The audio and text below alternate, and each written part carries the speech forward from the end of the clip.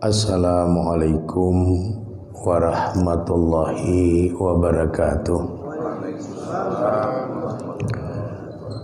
Alhamdulillah allazi hadana lihaza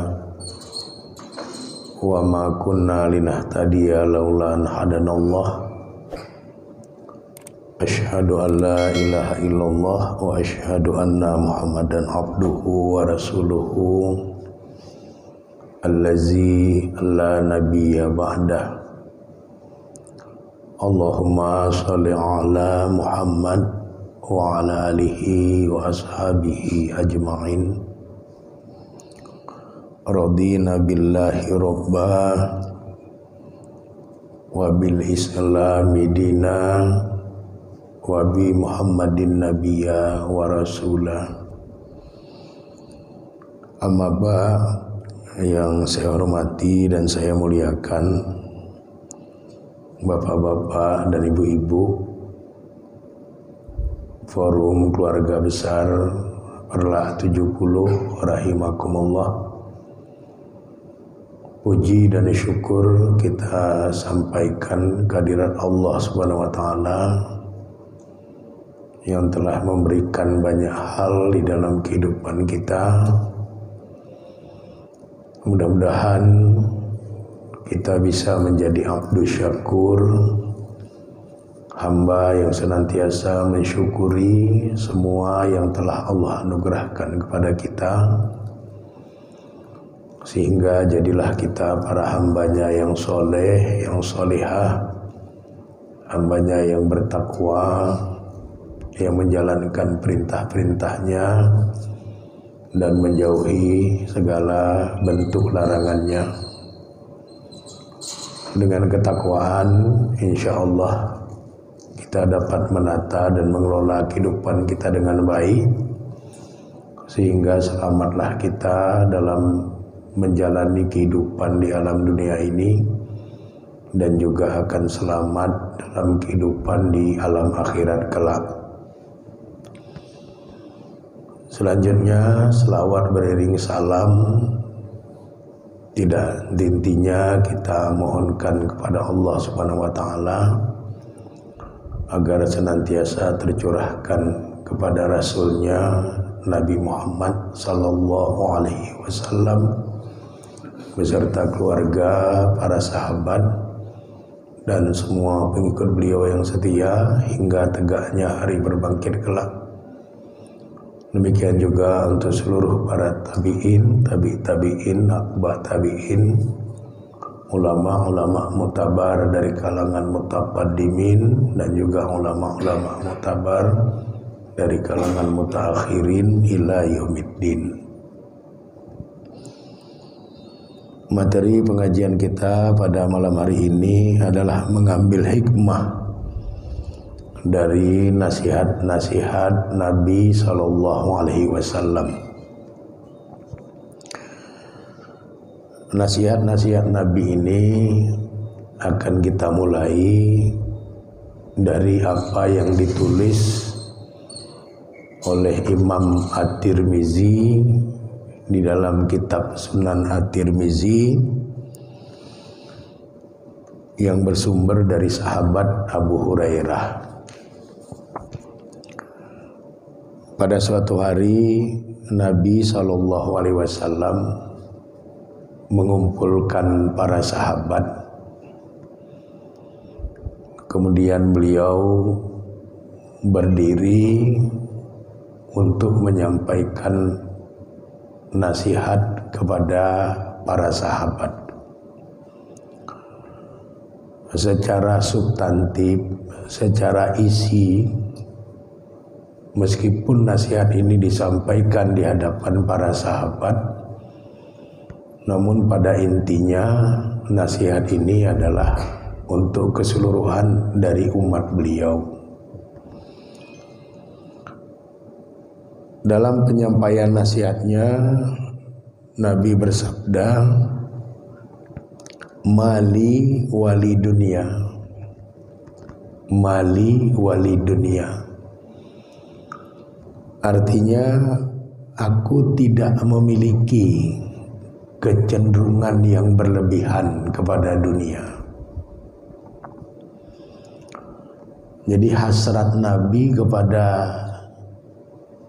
dunia itu tidak berlebihan. Nabi memanfaatkan kehidupan dunia itu secukupnya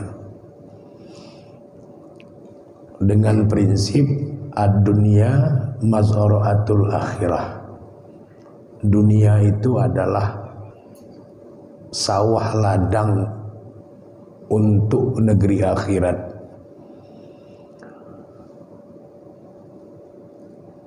Dan Nabi melalui nasihatnya ini menyampaikan kepada kita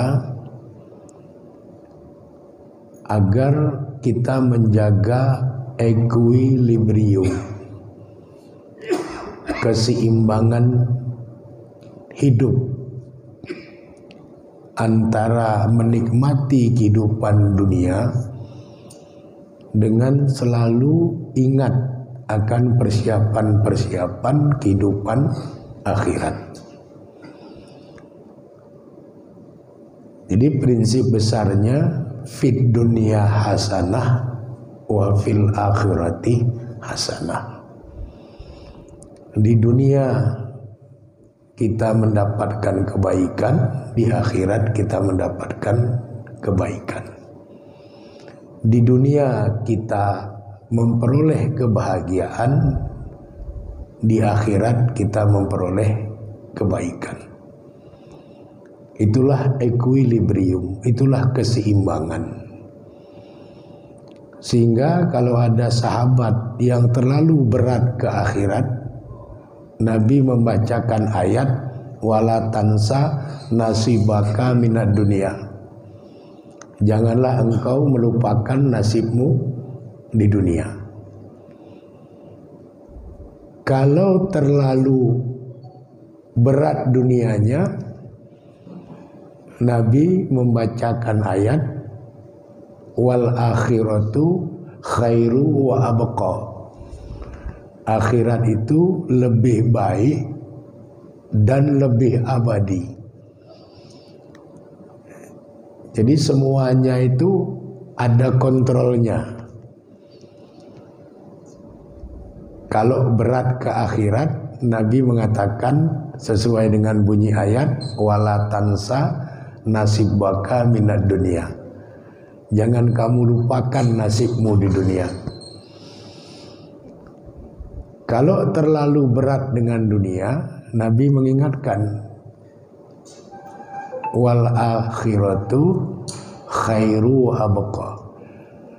Akhirat itu lebih baik dan lebih abadi. Ini artinya apa? Beradalah pada titik keseimbangan. Carilah dunia sebatas yang kita mampu cari. Tapi jangan kemudian dunia itu mempola kehidupan kita sehingga terlupakan oleh kita akan keabadian hidup akhirat.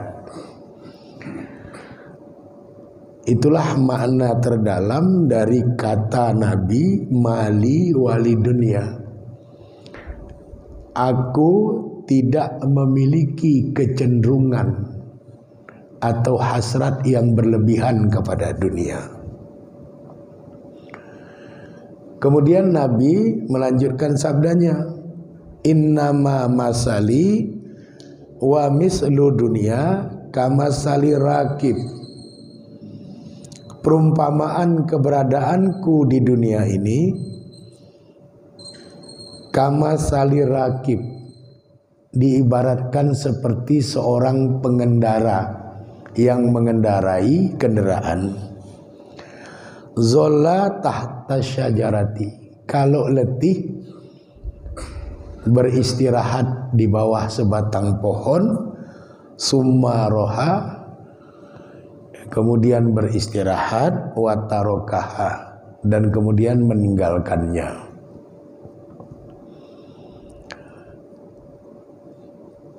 Maksud dari apa yang Nabi ungkapkan ini adalah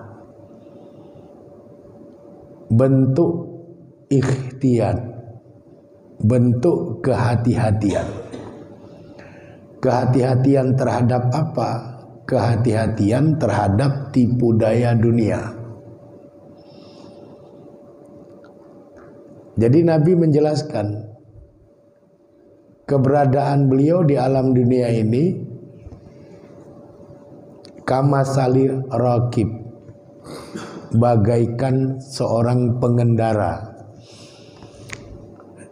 seperti seorang musafir, orang yang melakukan perjalanan. Ya, di dunia ini kalau capek istirahat. Kalau sudah selesai istirahatnya, kita beraktivitas kembali. Karena satu saat memang dunia ini akan kita tinggalkan. Dan ini menjadi konsepsi yang harus kita ingat. Karena Nabi tidak ingin kita sebagai umatnya menjadikan dunia ini sebagai tujuan. Padahal dunia ini hanyalah perlintasan.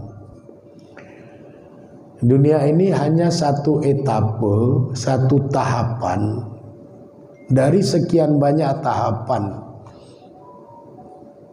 perjalanan yang panjang yang kita tempuh. Jadi kalau ada hamba-hamba Allah yang menjadikan dunia sebagai tujuan, dia sudah keliru. Jadi dunia ini hanya perlintasan.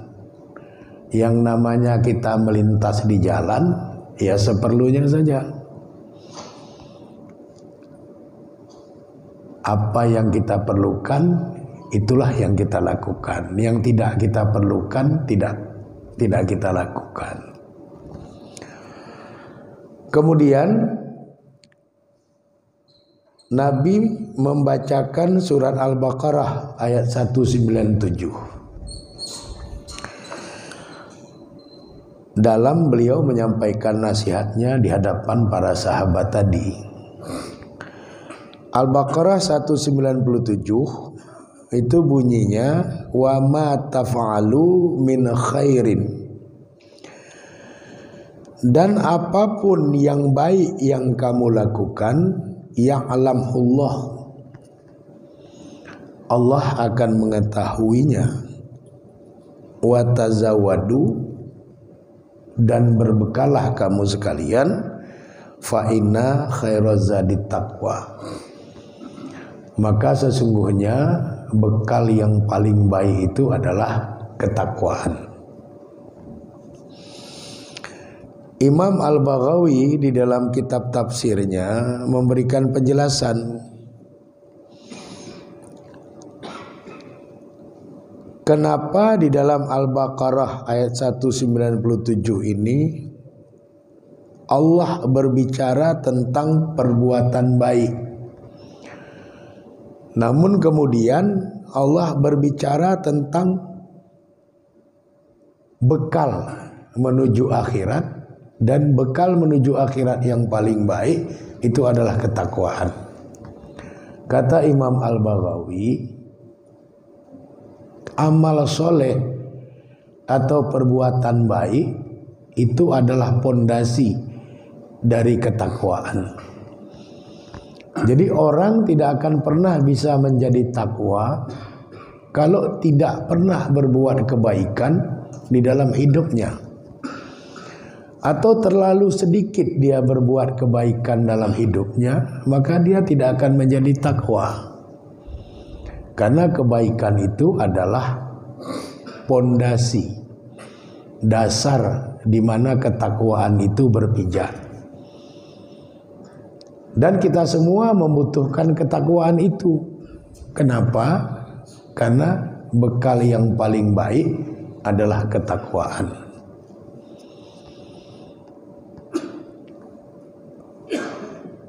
Sehingga ayat Quran itu memerintahkan kita untuk berfastabikul khairat, untuk berlomba-lomba dalam berbuat kebaikan. Dan kita tidak boleh berhenti dalam berbuat kebaikan. Upayakan aktivitas kehidupan kita itu berpindah dari satu kebaikan kepada kebaikan yang lain,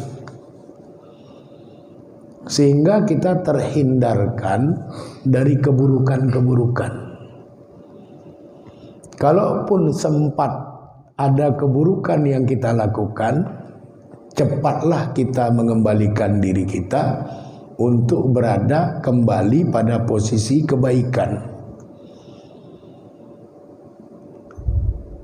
Semakin banyak kebaikan yang kita lakukan, maka semakin kokohlah pondasi ketakwaan kita itu.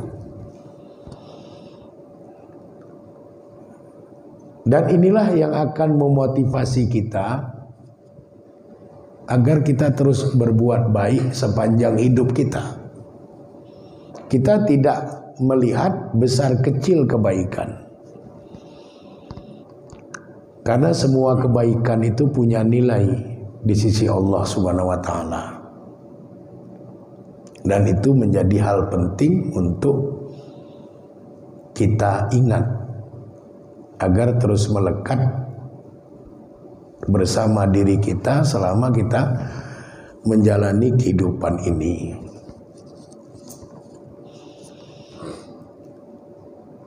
Kemudian di dalam kitab Nasaihul Ibad, nasihat-nasihat para hamba yang ditulis oleh Syekh Nawawi Al-Bantani, dalam rangka melengkapi apa yang Nabi sampaikan dalam periwayatan Imam Tirmizi dalam kitab Sunan Tirmizi tadi, beliau mengutip hadis lain yang diriwayatkan oleh Imam Ibnu Majah dari sahabat Abu Dzar Al-Ghifari. Pada suatu hari Rasulullah Shallallahu Alaihi Wasallam khusus memanggil sahabatnya Abu Dzar Al-Ghifari. Setelah Abu Dzar Al-Ghifari datang menghadap kepada Nabi, maka kemudian Nabi duduk berhadap-hadapan dengan Abu Dzar. Lalu Nabi menyampaikan nasihatnya kepada Abu Dzar. Ada 4 nasihat Nabi kepada sahabat Abu Dzar Al-Ghifari. Yang pertama, Nabi bersabda, "Ya Aba Dzarin, wahai Abu Dzar, jadi di safinata fa innal bahro amikun." Wahai Abu Dzar, perbaharuilah perahumu, karena sesungguhnya lautan itu teramat dalam.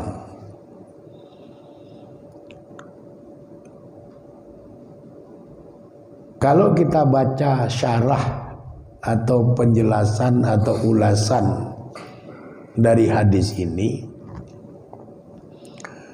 yang dimaksud dengan as-safinah, perahu, dalam matan hadis ini itu adalah diri kita, diri orang-orang yang beriman. Yang dimaksud dengan al-bahru amik, lautan yang teramat dalam, itu adalah realitas kehidupan yang kita jalani. Jadi kita ini diumpamakan oleh Nabi seperti perahu yang mengarungi lautan yang luas dan dalam, yaitu perjalanan kehidupan kita.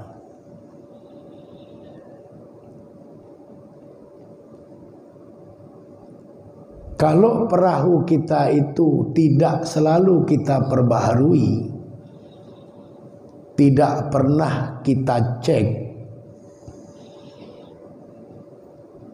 tidak pernah kita evaluasi, maka itu bisa membahayakan perjalanan hidup kita. Sebab perjalanan hidup itu seperti lautan yang dalam. Kalau perahu bocor, tenggelam, dia tidak akan pernah bisa bangkit lagi. Perahu itu harus selalu diperbaharui agar dia mampu berhadapan dengan gelombang besar kehidupan. Sehingga perahu itu tidak rapuh di saat diterpa oleh angin yang besar dan gelombang yang kuat. Maka Nabi mengatakan, jadi di safinah, perbaharuilah perahumu. Jadi kita harus lebih banyak melihat ke dalam diri kita. Kurangi melihat keluar diri kita.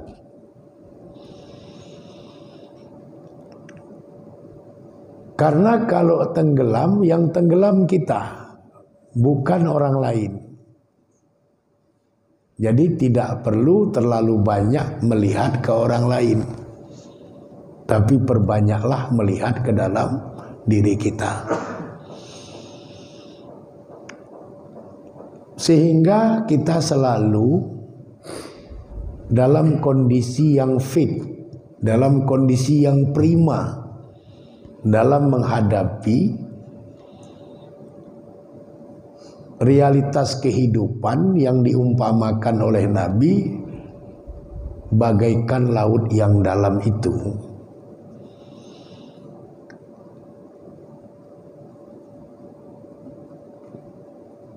Karena lautan itu isinya air, kita tidak tahu apa yang ada di bawah air itu. Bisa jadi ada karang, bisa jadi ada tonggak-tonggak kayu, yang kesemuanya itu harus kita cermati. Karena itu adalah perumpamaan dari sebuah perjalanan hidup kita. Hidup kita ini tidak pernah landai. Kadang-kadang ada badai dalam hidup kita. Kadang-kadang kita bersama dengan alunan ombak yang meninabubukkan. Dan itu semua harus bisa kita cermati. Itulah nasihat pertama Nabi kepada Abu Dzar Al-Ghifari.